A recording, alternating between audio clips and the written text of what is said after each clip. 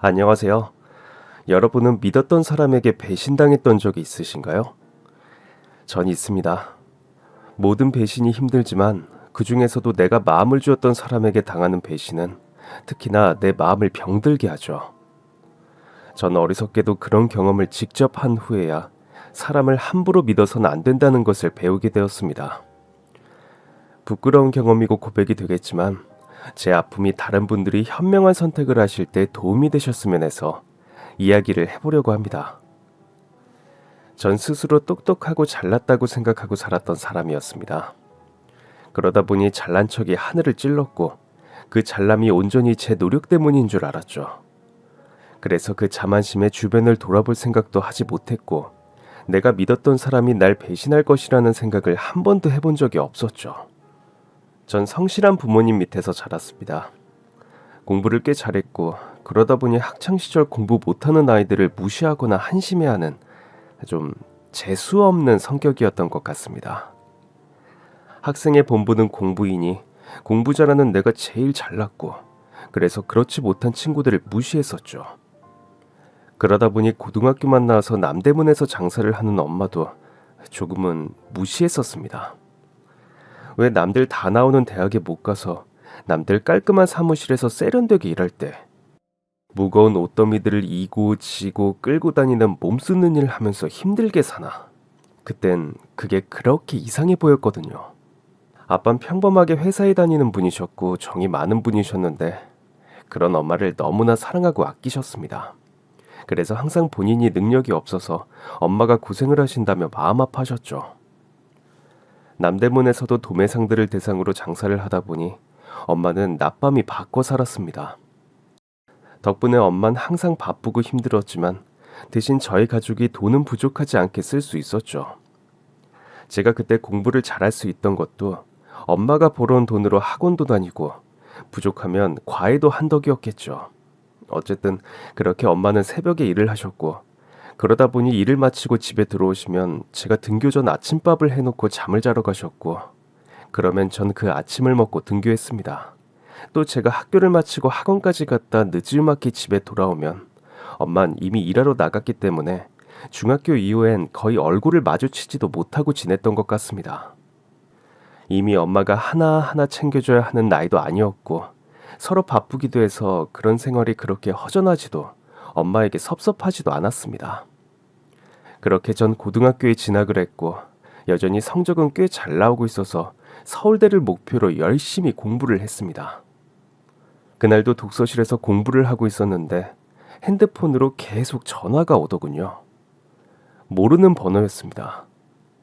원래 모르는 번호로 오는 전화를 안 받기도 했고 그날따라 공부가 유난히 잘 되어서 굳이 독서실을 나가서 전화를 받기도 귀찮더라고요. 그래서 전 그냥 전화기를 꺼버렸습니다. 그렇게 계속 공부를 했었죠. 정말 어찌나 공부가 잘 되던지요. 아마 평소에 비해서 3배쯤 되는 양의 진도를 나갔던 것 같습니다. 그렇게 뿌듯한 기분으로 돌아온 집엔 엄마도 아빠도 아니고 삼촌이 절 기다리고 있었습니다. 넌 도대체 왜 이렇게 전화를 안 받는 거야? 내가 몇 번을 전화했는데 전화기는 왜 꺼나? 지금 무슨 일이 터졌는 줄 알아? 너희 아빠 교통사고 당했어. 지금 수술 중이라고. 네 아빠 지금 큰일 났다고. 갑작스러운 삼촌의 말에 전 정신없이 삼촌을 따라 나섰습니다. 병원에 도착하니 아빠는 몇 시간째 계속되는 응급수술 중이었고 그 앞을 지키고 있는 것은 엄마가 아니라 할머니셨습니다. 뭐야, 뭐가 어떻게 된 거야? 무슨 일인 거야? 사고? 갑자기 무슨 교통사고인데? 아빠가 갑자기 왜 수술인데? 엄마는 왜 없어? 어디 갔는데? 정신이 하나도 없더군요. 아빤 뺑소니 사고를 당해서 수술 중이라는데 엄만 연락이 안 돼서 경찰이 할머니에게까지 연락을 했던 것입니다. 제가 받지 않았던 전화도 아빠의 사고 소식을 알려주려고 하는 경찰에 전화했던 것입니다. 얼마나 울면서 기도를 했는지 모릅니다. 아빠를 살려달라고요. 그러나 아빠의 수술이 끝날 때까지 엄만 나타나지 않았고 아빠는 결국 수술실에서 다시 깨어나지 못한 채 그대로 돌아가시고 말았습니다. 전 정말 세상이 무너지는 것 같았고 정신을 차릴 수가 없었습니다. 그동안 너무나 당연하게 생각했던 아빠의 부재가 실감이 나지 않았으니까요. 그런데 문제는 그것만이 아니었습니다. 이년아, 네 년이 서방을 잡아먹은 거다. 이 죽이려나. 죽으려면 너나 죽지 왜 생떼 같은 내 아들을 잡기를 잡냐. 이 돈독으로 악기 같은 년아. 네가 그렇게 돈돈돈 거리니까 내 아들이 너 데리고 간다고 나갔다가 사고를 당한 거 아니냐. 아유, 내 아들 살려내라. 내 아들 살려놓으라고 이거사. 엄만 장례식 내내 멍하니 정신을 놓고 앉아서 할머니가 때리면 때리는 대로, 밀치면 밀치는 대로 당하고만 있었습니다. 다들 자식 먼저 보낸 어머니의 심정이 어떻겠냐며 차마 할머니를 말리지 못하고 있었죠. 결국 엄만 그대로 정신을 잃고 쓰러졌고 모두들 엄마를 응급실로 옮겨야 한다고 소란을 떨고 있을 때였습니다. 그때 한 남자가 나타났습니다. 그 남자는 쓰러진 엄마를 붙들고 한참을 걱정하더니 할머니 앞에 무릎을 꿇고 용서를 빌었습니다. 죄송합니다 어르신. 저희가 죄인입니다. 저희가 죽을 죄를 지었습니다. 저희는 그저 뒤늦게 만나 사랑을 한 죄밖에 없지만 그 죄 때문에 소중한 생명이 하나 사그러지게 될 줄은 몰랐습니다. 그래도 이 사람 그만 미워하시고 차라리 절 때려주십시오. 처음 보는 아저씨가 엄마 앞을 막아서더니 자기가 엄마의 불륜 상대라고 하더군요. 그 이야기를 들은 할머니도 결국 까무룩 기절하고 마셨습니다. 그 후에 어른들끼리 정확하게 무슨 이야기가 오갔는지는 모르겠습니다.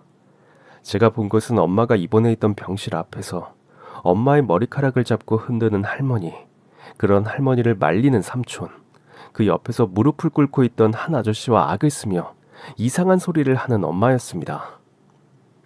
엄만 허공을 보며 비명을 지르고 무섭다고 소리를 질렀고 누가 음식을 가져다 주면 그곳에 독이 들어있다고 던져버렸습니다.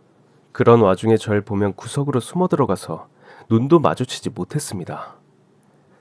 그렇게 아빠의 장례식이 끝났고 또 얼마간의 시간이 흘렀고 전 삼촌을 통해서 엄마의 상태에 대해서 들을 수 있었습니다. 네 엄마가 결국 정신줄을 놔버렸다. 아무래도 아빠 사고 때문에 충격도 크고 죄책감도 크고 그랬나 봐. 삼촌도 네 엄마 상담한 정신과 의사를 만나봤는데 지금 상태가 심각해서 우선 정신병원에 입원 치료를 해야 한다고 하는구나. 내가 이 이야기를 너한테 해야 하는지 고민이 많았다. 지금도 너한테 이 이야기를 하는 게 맞는 건지 모르겠지만 그래도 너도 이제 다 컸으니 알 건 알아야 하지 않겠니? 아무래도 네 엄마가 바람이 났었나 보다. 그런데 그걸 눈치챈 네 아빠가 엄마를 뒤쫓다가 현장을 보게 되었고 그걸 보고 쫓아가다가 사고를 당한 것 같아.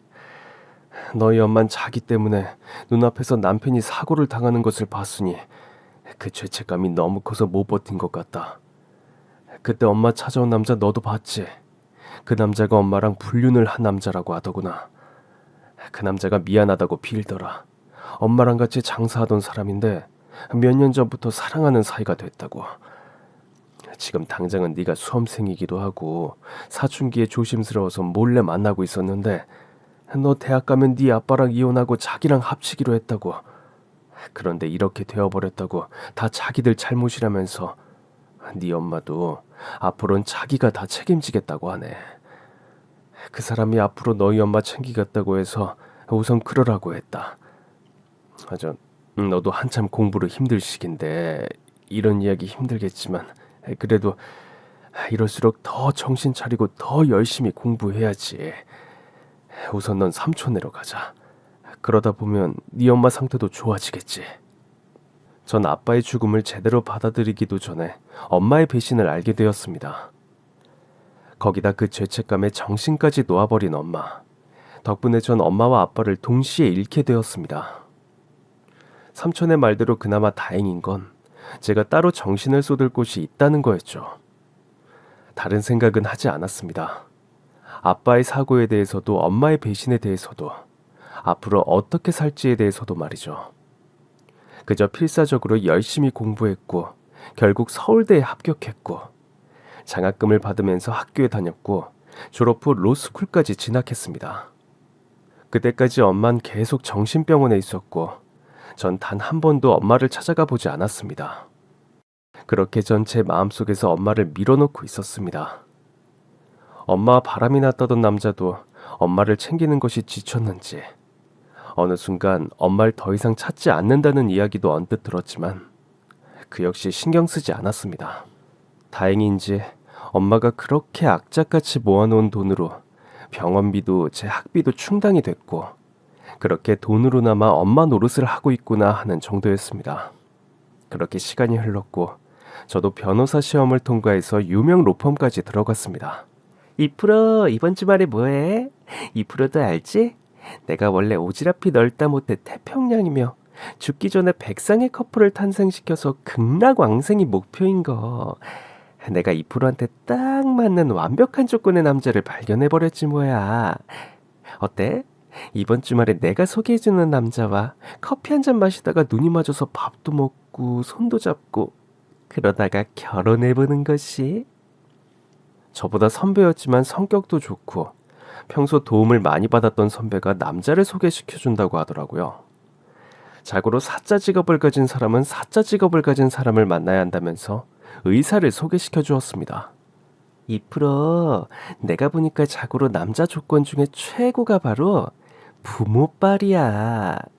부모가 돈 있고 빽 있으면 그게 아들도 돈 있고 빽 있는 거거든. 그래서 그런 남자 만나면 자연히 이프로도 돈 있고 빽 있는 이프로가 된다는 거지. 사실 이프로 공부 잘해서 변호사가 된 거지. 돈 욕심은 별로 없잖아. 그렇게 돈 안 드는 사건만 계속하려면 돈 많은 남편 만나는 게 최고야. 이 남잔 집안이 다 의사야. 그래서 부자야. 그러니까 이 남자가 잘 되면 이프로는 평생 본인이 도와주고 싶은 불쌍한 사람들 변호하며 살 수 있을 거야. 어때? 완벽한 남자지?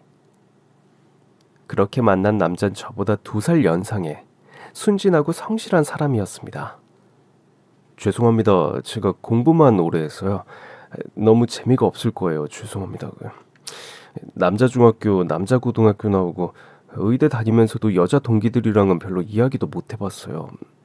그러다 군의관 다녀와서 부모님 병원에는 들어갔는데요. 죄송합니다.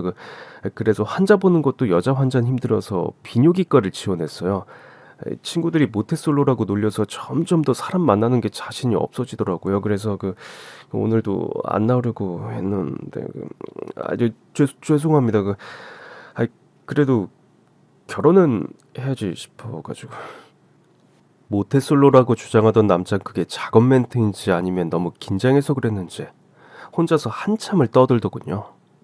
그러면서도 죄송하단 말은 몇 번이나 하던지요. 그런데 횡설수설 무슨 소리를 하고 싶은 건지 모를 말을 계속해서 하는 남자를 보니 오히려 마음이 움직이더라고요. 사실 아빠처럼 좋은 사람을 두고 몰래 몇 년씩이나 바람을 피웠다는 엄마. 그 피를 이어받은 내가 과연 남자를 만나도 될까? 그런 마음 때문에 대학 다니면서 그 흔한 소개팅 미팅 한번 한 적이 없었거든요. 그런데 이 남자라면 날 배신하지 않겠구나 하는 마음도 들었고, 그렇다면 나만 노력하면 되지 않을까? 노력은 누구보다 잘할 수 있는데 라는 마음도 들었습니다. 그렇게 나이 30살이 넘은 두 모태솔로 남녀가 연애를 시작했습니다. 그것 봐. 역시 난 하늘이 내려준 중매쟁이라니까. 내가 둘이 딱 맞을 줄 알았어. 아휴, 아무것도 모자라는 게 없는 남녀가 도대체 연애를 못하고 있어서 답답했는데 내가 이렇게 보는 눈이 있다니까. 남자친구는 매력이 넘치는 사람은 아니었지만 진중하고 다정한 사람이었습니다. 처음에 긴장한 것이 사라지자 말수는 줄었지만 한마디 할 때도 믿음직한 사람이었습니다. 그래서였습니다. 같이 있으면 심장이 떨리거나 두근대지는 않았지만 마음이 따뜻해지고 안정감을 느낄 수 있었습니다. 그리고 전 그런 그 남자가 점점 좋아졌습니다. 이런 사람이라면 함께 가정을 꾸려도 좋을 것 같았습니다. 특히 그 남자의 부모님도 여유가 있고 자상한 분들이셨습니다. 이 남자와 결혼해서 가정을 꾸리면 나도 저런 가정을 만들 수 있는 건가? 그런 생각이 들었죠. 그래서 전 제 마음이 더 깊어지기 전에 제 상황을 털어놓았습니다. 만약에 결혼을 앞두고 제 부모님의 사정을 알게 된 남자 쪽 부모님이 반대한다면 너무 힘들 것 같았거든요. 어디까지 이야기를 해야 할지 며칠을 고민했습니다. 그리고 전 결국 부모님 두 분 모두 사고로 돌아가셨다고 말했습니다. 살아계신 엄마를 돌아가셨다고 하는 것이 상대를 속이는 것 같았지만 제 마음속에서 이미 엄만 돌아가신 게 사실이었고 결혼하게 된다고 해도 앞으로 평생 남자 쪽 집안에 엄마의 존재를 보여줄 일은 없을 것이라고 생각했거든요. 그러면서도 당연히 그런 제 사정을 달가워하지 않으실 거라고 생각했습니다. 든든한 백이 되어줄 처가가 없다는 건 큰 약점이라고 생각했거든요. 세상에 기특도 해라.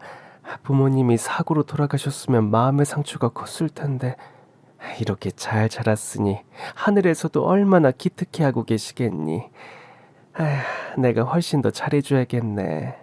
하늘에서 어머님 아버님이 보시고 우리 딸 결혼 잘했구나 하게 말이야. 그러니까 얼른 우리 아들하고 결혼해라. 그래서 잘 사는 모습 보여주면 하늘에 계신 부모님도 얼마나 마음을 놓으시겠니.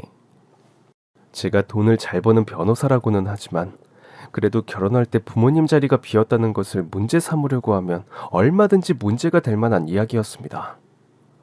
거기다 전 진짜로 사고로 돌아가신 아빠뿐 아니라 이미 마음속에 지운 엄마까지 안 계시다고 말을 했거든요. 그랬는데도 남친의 부모님들은 절 참 따뜻하게 대해주셨습니다. 너 혹시 우리 아들한테 들었니? 우리도 아들처럼 의사고 아직도 계속 일하고 있으니 돈이 부족해 보이지는 않겠지? 그건 너무 당연한 거고 말이야. 우리 집 말이야. 너 우리 집에 시집 오면 말이야. 제사가 없어. 완전 최고의 시대가 아니니? 그러니까 고민 오래 하지 마라. 알았지? 우리 집에 시집 오면 명절에 다 같이 여행이나 다니고 그러자. 응? 거기다 어색해하는 저에게 농담도 해주시면서 신기할 정도로 적극적으로 절 환영해 주셨습니다. 남자친구는 의아해하는 저를 보더니 어딘가에 함께 가자고 하더군요. 별건 아니고 오늘 우리 가족이 봉사하는 날이거든. 그래서 같이 가보면 좋을 것 같아서. 아버지, 어머니, 나 이렇게 우리 가족이 다 의사잖아. 그래서 한 달에 한 번 휴일에 맞춰서 이렇게 전국에 있는 고아원에 봉사를 다녀. 가볍게 문진도 하고 혹시라도 이상해 보이는 곳이 있으면 아버지 병원으로 데려가서 정밀 검사를 받게 하기도 하고 치료를 받을 수 있는 병원하고 연계도 해줘. 그렇게 다니다 보면 이제 정말 예쁜 아이들을 많이 만나거든. 세상에 정말 좋은 사람들이 많은 것도 알게 되고. 그래서 우리 가족들은 항상 그렇게 생각해. 사람을 볼 때 그 사람의 배경과 조건을 보지 말고 그 사람만 보자. 물론 자기는 배경도 조건도 너무 좋지만 말이야. 그러니까 앞으로 자기도 우리랑 같이 봉사 다니지 않을래? 이렇게 한 달에 한 번씩이라도 우리 부모님하고 자연스럽게 만나다 보면 미리 친해지고 좋지 않겠어? 이렇게 다니다 보면 의외로 법적으로도 도움을 줘야 하는 분들이 많아서 자기가 그걸 도와줄 수 있으면 더 좋을 것 같고.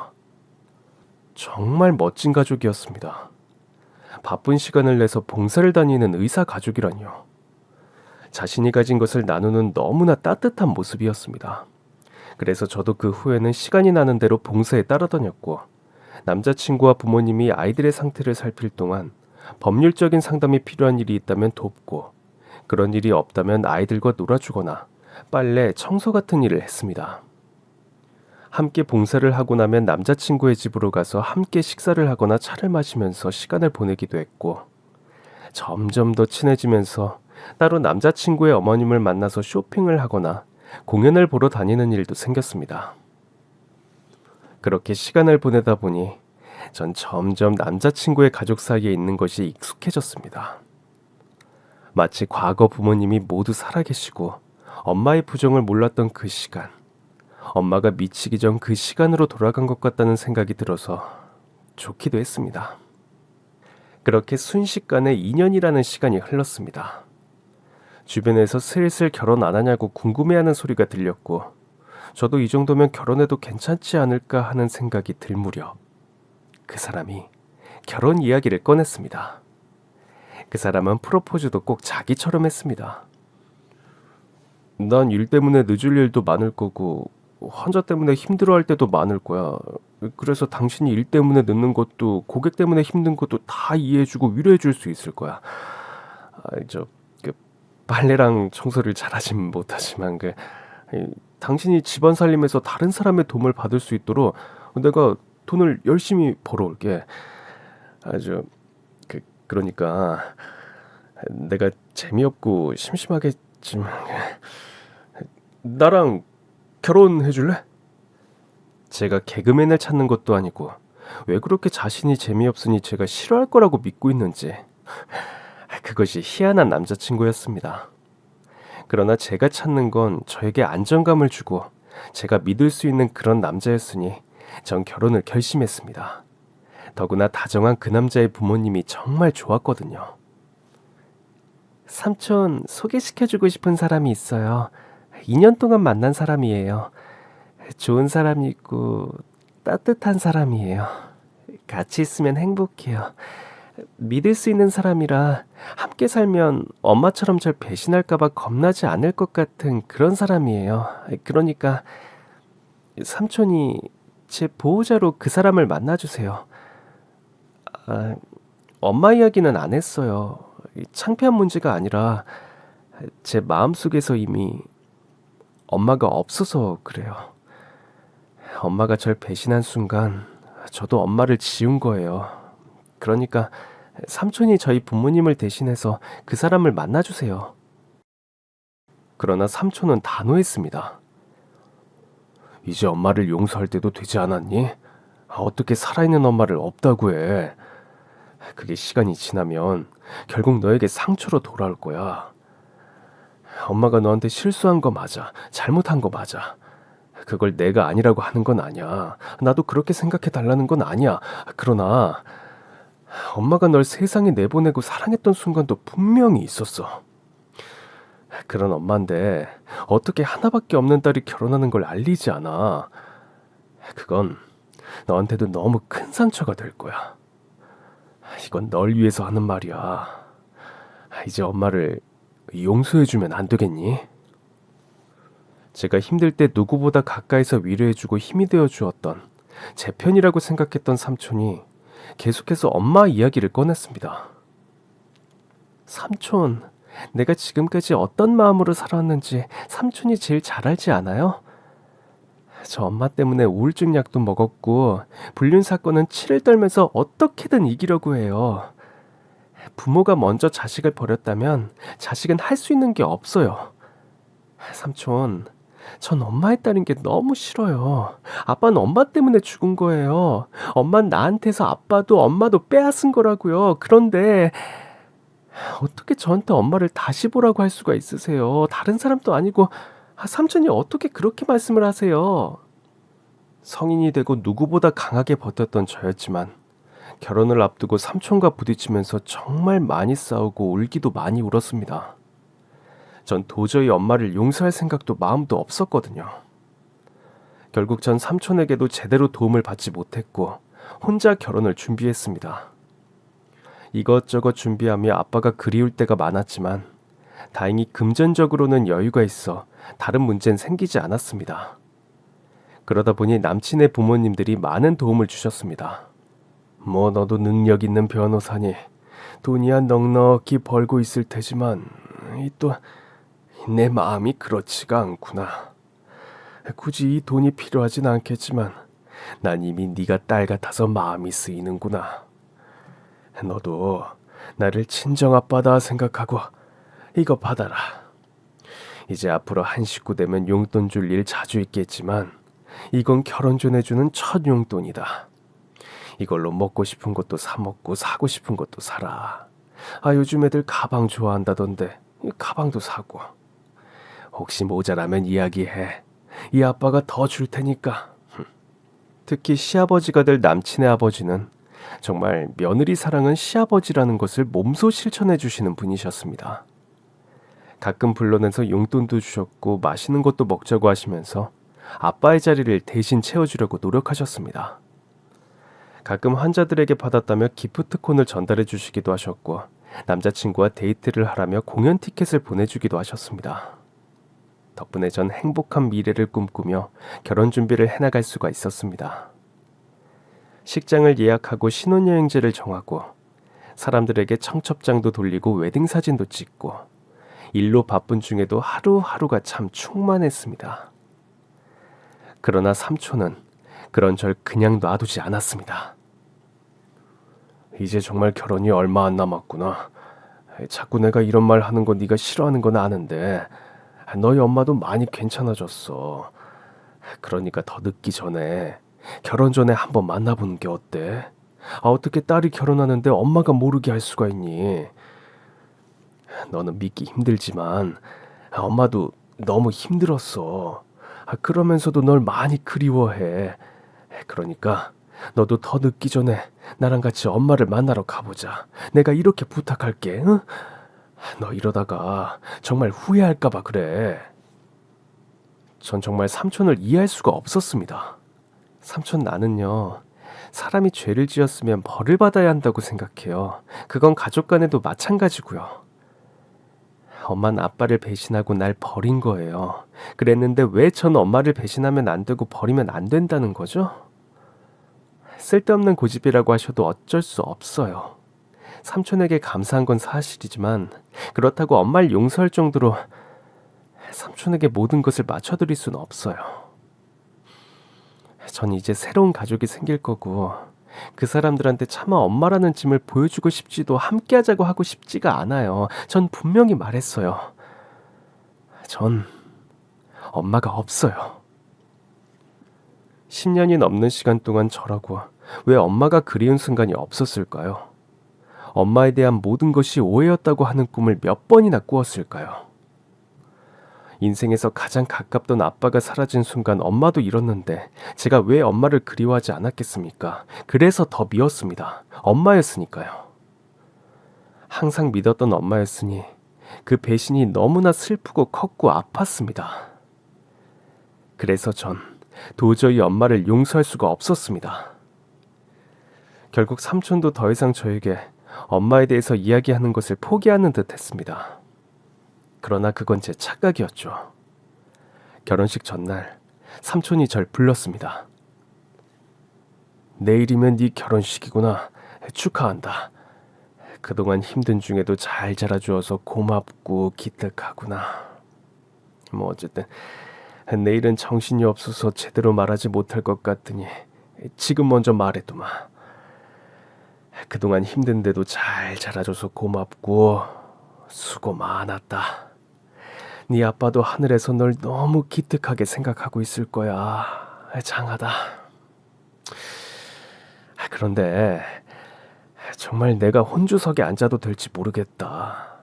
정말 봐야 하는 사람은 내가 아닐 텐데. 거기까지 말한 삼촌은 무엇인가 더 할 말이 있는 것 같았습니다. 그것이 엄마 이야기일 것이 뻔해서 전 결국 모른 척하고 방으로 들어와 버렸습니다. 그리고 다음 날 드디어 저의 결혼식이었습니다. 전 결혼식장이 있는 건물의 미용실에서 화장과 드레스 준비까지 하기로 예약이 되어 있어서 일찍 예식장이 있는 건물로 도착해 있었습니다. 지루할 정도로 오랜 시간을 써서 화장을 하고 머리를 손질하고 있을 때 누군가 조심스럽게 문을 노크하는 소리가 들렸습니다. 문이 조심스럽게 들어온 것은 삼촌이었습니다. 우리 조카 이쁘네. 어떻게 준비 잘 되고 있어? 아휴, 무슨 화장을 몇 시간을 하니. 삼촌이 음료수 좀 가져다 줄까? 배 안 고파? 초콜릿이라도 사다 줄까? 평소처럼 자상한 삼촌의 말에 괜찮다고 하려는 순간 삼촌의 뒤에서 누군가 조심스럽게 고개를 내밀었습니다. 제가 그렇게까지 말했는데 결국 삼촌이 엄마를 데리고 온 것이었습니다. 삼촌, 이게 무슨 짓이에요? 제가 그렇게 싫다고 했는데 어떻게 이러실 수가 있으세요? 오늘 제 결혼식이에요. 제가 축하받아야 하는 날이라고요. 그런데 제 인생 가장 행복해야 할 날, 어떻게 삼촌이 이러실 수가 있으세요? 전 너무 화가 나서 소리를 버럭버럭 질렀습니다. 주변에서 제 메이크업과 헤어를 준비해주던 사람들도 놀라서 제 눈치를 봤고, 삼촌도 안절부절하지 못하면서 자리를 피해 주었습니다. 그런데 제가 알던 얼굴과 너무 달라진 엄마의 모습에 차마 계속 삼촌을 비난할 수가 없었습니다. 제가 기억하고 있는 엄마의 모습이 아니었습니다. 비쩍 말라서 뼈만 남은 엄마. 주변을 두리번거리면서 누군가 눈치를 보는 모습에 떨리는 손. 퍼석해진 머리카락, 핏기라곤 하나도 없는 입술. 삼촌이 왜 엄마를 그렇게 불쌍하게 생각했는지 알 것 같은 모습이었습니다. 꼴이 이게 뭐야? 남자가 좋아서 딸년까지 버렸으면서 뻔뻔하게 잘 살기나 하던가. 지금 이게 뭐야? 이게 사람 꼴이야? 이게 무슨 꼴이냐고. 도대체 뭐 좋은 꼴을 보여주려고 그런 모습으로 딸 결혼식에 나타나. 이게 뭐야? 이게 뭐냐고. 전 결국 기껏 한 화장이 다 지워지도록 울고 또 울었습니다. 엄마도 저에게 미안하다는 말만 계속하면서 같이 울었죠. 한참을 그렇게 울었을까요? 도대체 왜 그렇게 마른 거예요? 병원에서 제대로 안 챙겨줘요? 어떻게 이렇게 말랐어요? 아직도 치료가 제대로 안 돼서 그런 거예요? 아니면 어디 몸도 아픈 거예요? 도대체 왜 이렇게 몸이 다 안 좋아 보여요? 어쨌거나 알았어요. 저도 이제 어른이고 이제 결혼으로 좋은 가족까지 생기는 순간이니 더 이상 고집 부리지 않을게요. 그러니까 오늘은 우선 제 결혼식 보셔도 좋아요. 그렇다고 혼조석에 앉혀드리는 건 못해요. 그냥 뒤에서 손님들하고 섞여서 조용히 결혼식 보시고 가세요. 그럼 신혼여행 갔다 와서 연락드릴게요. 그럼 그때 제대로 이야기해요. 저도 이젠 차분하게 엄마 이야기 들어드릴게요. 이렇게 엄마를 다시 보면 마음이 약해질 것을 알아서 그동안 보지 않고 버틴 거였는데 결국 엄마의 얼굴을 다시 보니 어쩔 수가 없더군요. 전 그렇게 무너졌고 엄마를 용서하기로 했습니다. 그렇게 전 삼촌에게 엄마를 모시고 식장으로 가 있어달라고 부탁을 했습니다. 엄만 제 결혼식을 볼 수 있다는 사실이 너무 기쁜 듯 신이 난 듯 저에게 연신 고맙다는 인사를 했습니다. 미안해. 엄마가 너무 미안해. 그리고 고마워. 엄마가 너무 고마워. 이렇게 이쁘게 자라줘서 고마워. 이렇게 자랄 때까지 옆에 있어주지 못해서 미안해. 고마워. 엄마 결혼식 잘 볼게. 엄마 보게 해줘서 정말 고마워. 고마워. 미안해. 무슨 죄인이라도 된 것처럼 몇 번이나 돌아보면서 고맙다, 미안하단 말을 반복하던 엄마는 삼촌의 부축을 받으며 메이크업실을 나갔습니다. 전 생각에 잠겨서 다시 화장을 고치기 시작했습니다. 엄마를 외면했던 순간, 그러나 엄마를 사랑했던 순간, 모든 기억들이 순식간에 머릿속을 지나가고 마음이 복잡해지더군요. 그래, 오늘이 지나고 나면 엄마와 제대로 이야기를 해보자. 엄마에게도 내가 모르는 사정이 있겠지. 아빠와 내가 모르는 어떤 일이 있었을지 모르고 내가 오해한 것이 있을지도 모르지. 이렇게까지 하는 것을 보면 엄마도 날 사랑한다는 것이니 나도 마음을 좀 열어봐야겠지. 그렇게 전 생각에 잠겨 신부 대기실로 올라가고 있었습니다.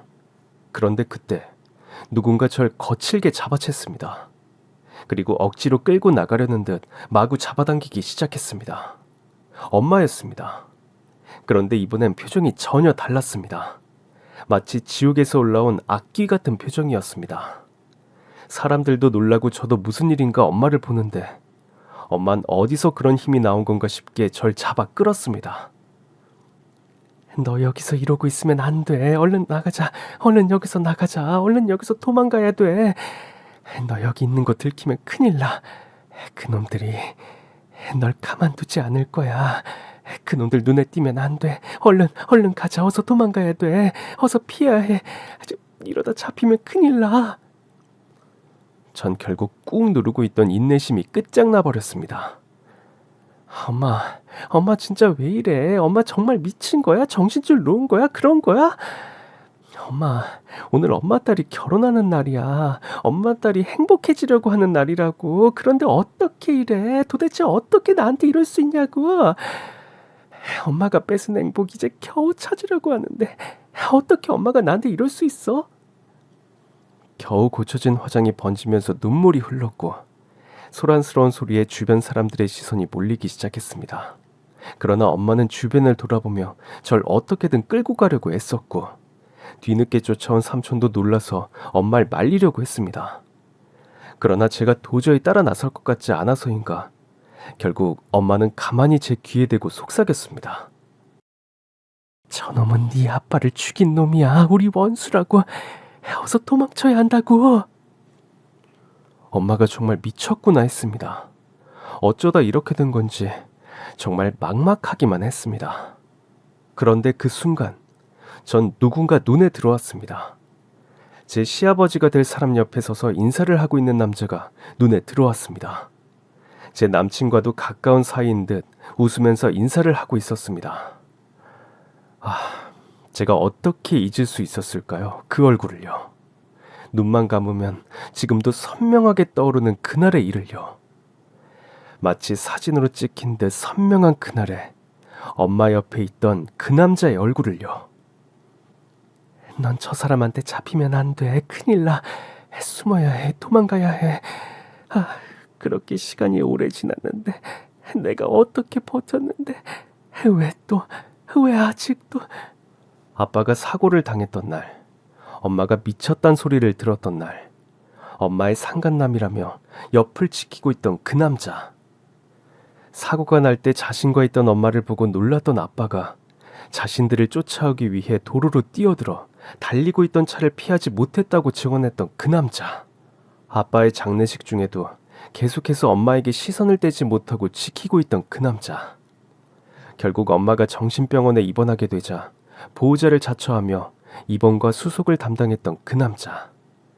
그 남자가 제 시아버지가 될 뻔한 남자와 제 남편이 될 뻔한 남자의 손을 잡고 웃고 있었습니다. 왜 저 남자가 저기에? 한동안 엄마의 보호자를 자처하다가 엄마의 입원 생활이 길어지자 어느샌가 떠났다는 이야기를 삼촌을 통해서 들었는데 그런 남자를 다시 만나서 엄마의 상태가 나빠진 건가? 그러나 그 순간 소란스러움에 제 쪽으로 시선이 향했던 엄마의 상간남이라고 주장했던 남자와 시아버지가 될 뻔한 남자가 천천히 엄마를 보고는 경악한 표정으로 바뀌었습니다. 왜 제 남친의 아버지 표정까지 바뀐 건지 순간 이해할 수가 없었습니다. 제 시아버지가 될 뻔한 남자는 그대로 달려와서 엄마와 절 떼어내려고 했지만 그 순간 엄만 그 가녀린 몸에서 무슨 힘이 난 건지 제 앞을 막아서며 제 시아버지가 될 뻔한 남자를 밀쳤습니다. 안 된다, 이 살인자 악귀. 내 딸한텐 손 하나 까딱 못해. 날 이렇게 만들었으면 됐지. 왜 우리 딸한테 손을 뻗쳐. 내가 당해줬잖아. 내가 당신들 협박대로 정신병원에 갇혀 있어 줬잖아. 내가 입만 다물고 있으면, 내가 당신들이 살인자인 걸 말하지 않으면 내 딸은 건드리지 않겠다고 했잖아. 그런데 왜 내 딸한테 손을 뻗쳐, 이 악기들아. 이 살인자들아, 내 딸은 절대 안 된다. 전 여전히 상황 파악을 못하고 엄마를 말려야 한다고 생각했습니다. 그런데 그 순간 제 시아버지가 될 뻔했던 남자와 제 엄마의 상간남이라고 주장했던 남자의 표정을 본 순간 전 엄마의 말이 모두 사실인 것을 알아버렸습니다. 당신이 술 마시고 우리 남편을 차로 치었잖아. 날 마중하러 온 우리 남편을. 날 보고 반가워서 손을 흔들며 신호가 바뀌길 기다리던 우리 남편을 차로 치고 겨우 일어나려는 우리 남편을 다시 차로 밀었잖아.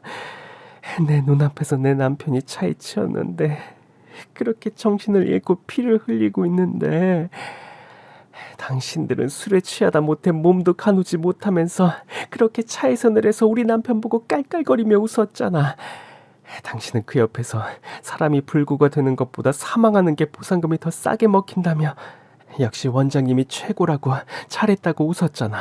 그리고 경찰한테 당신이 나랑 바람핀 남자라고 그래서 우리 남편이 우리를 쫓아오다가 잘 운전하고 오는 원장님 차에 뛰어든 거라고 거짓말로 증언했잖아.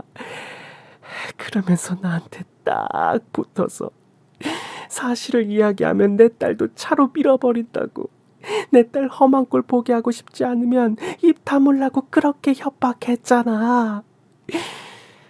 그리고 당신이 운전했잖아. 당신이 술에 취해서 운전하고 우리 남편 차로 치고 그런 다음에 병원에 낙하뒀잖아. 혹시라도 내가 정신 차리면 경찰한테 이야기할까봐 나한테 이상한 약 계속 주사하곤 날 정신병원에 가뒀잖아.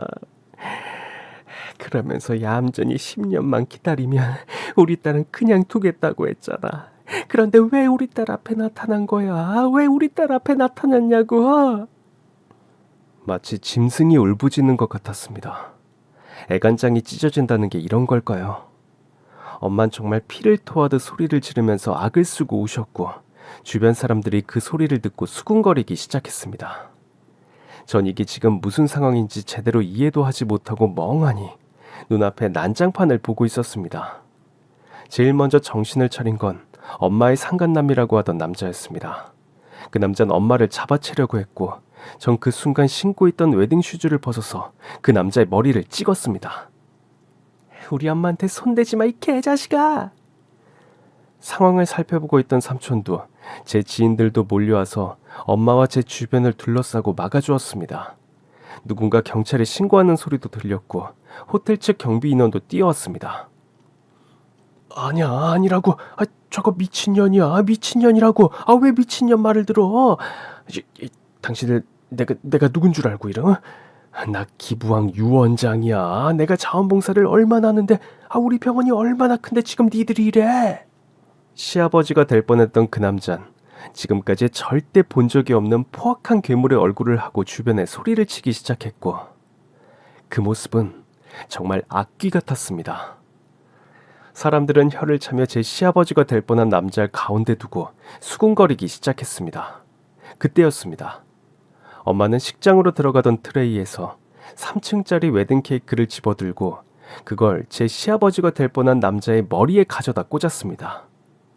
그리고 그 옆에 있던 와인병까지 집어들어 머리 위에 와인까지 뿌렸습니다. 그런데 역시나 그 부모의 그 자식인가요? 멍하니 서 있던 제 예비신랑, 전 남친 새끼는 자기 아버지가 당한 꼴을 보더니 놀라서 뛰어와서 저희 엄마를 밀치려고 하면서 저에게 소리를 지르더군요. 이게 지금 무슨 짓이야? 이 미친 여자는 누구야? 당신 왜 안 말리고 이러고 있어? 우리 아버지가 이런 꼴을 당했는데 왜 가만히 있냐고? 왜 저런 헛소리를 하게 그냥 두냐고? 너 변호사라는 여자가 명예훼손 몰라? 너희 둘 아주 제대로 콩밥을 먹어봐야지. 도대체 저 미친 여자는 어디서 튀어나온 거야? 이런 일이 있을까봐 기껏 멍청해 보이는 변호사를 꼬셨더니 도대체 왜 하필 지금 이런 일이 터지는 거야? 그 순간 모든 퍼즐이 맞춰지더군요. 어쩐지 과하게 절 환영하던 그 집은 지은 죄가 많아 그런 일들이 밝혀질 경우 자신들의 편에서 변호할 변호사를 며느리로 들이려던 것이었습니다. 그래서 고아라고 하는 절 오히려 더 환영했던 것이죠. 자기들 마음대로 써먹기 쉽다고 생각했을 테니까요. 결국 그날의 결혼식은 그대로 파토가 났습니다.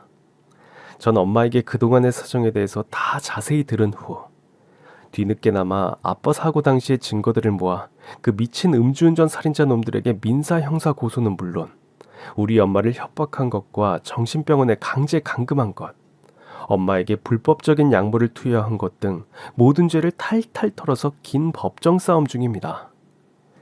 특히 절 그 쓰레기 집안과 연결해줬던 로펌 선배는 자기가 미쳐서 그런 놈인 것도 몰라보고 소개시켜준 게 미안하다며 발벗고 나서서 저희의 법정 다툼을 도와주고 있습니다. 그 집안을 탈탈 털어서 말 그대로 속옷도 안 남겨주겠다면서 저보다 더 의욕이 대단한 상황입니다. 덕분에 전 남는 시간에 오랜만에 만난 엄마와의 오해를 풀고 소중한 시간을 가지고 있습니다. 눈에 보이는 것만 믿고 정말 믿어줬어야 할 엄마를 외면했던 것에 대한 반성을 하면서 말이죠. 제가 엄마를 믿어줬다면 그래서 한 번이라도 병원을 찾아가서 엄마 이야기를 들었다면 엄마가 고생을 좀 덜 했을 텐데 제 잘못이죠. 그래도 저에 대한 원망은 하나도 없이 그저 잘 커졌다고 고맙다고 하는 엄마를 보고 있자면 역시 진짜 제가 지켜야 할 가족은 엄마라고 다짐하곤 합니다. 그리고 정말 최악, 제가 원수 집안과 결혼하는 상황을 막아준 삼촌에게도 항상 고마운 마음으로 보답하며 살려고 합니다. 앞으로 저희 가족 앞날에 행복만 있기를 빌어주세요.